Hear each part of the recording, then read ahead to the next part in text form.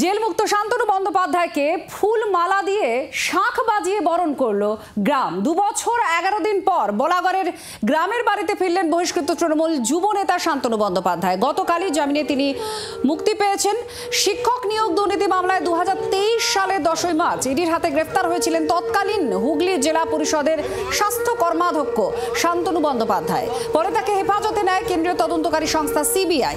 গ্রেফতারের পর 14 মার্চ সাংবাদিক বৈঠক করে তৃণমূল তাকে বহিষ্কারের কথা জানিয়ে দেয়। টানা 2 বছর জেলবন্দি থাকার পর অবশেষে বৃহস্পতিবার তাকে জামিন দেয় আদালত। আজ তিনি বরাগড়ের বারুইপাড়ার নিজের বাড়িতে ফেরেন।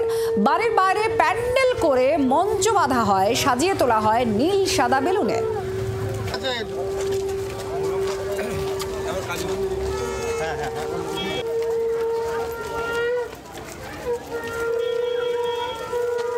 এত মানুষ এসছে, আমার এই 2 বছরের যে কষ্টটা, মানে আমি এই 20 মিনিটে আমার সেই কষ্টটা আমার লাঘব হয়ে গেছে। কষ্ট পেয়েছি 2 বছর ধরে খুবই, এটাও ঠিক। আমি ব্যক্তিগতভাবে বলছি, আমার জীবনে এটা দরকার ছিল বলতে আমি একটাই কথা বলছি যে কারেকশনাল হোম বলে, তো কারেকশনাল হোমে গিয়ে অনেক মানুষের সাথে আমি দেখলাম, অনেক মানুষকে সামনাসামনি দেখলাম। ওখানে তো সব রকম মানুষই থাকে। আমি ওইটা না গেলে আমি এই মুখোশধারী মানুষগুলোকে চিনতে পারতাম না।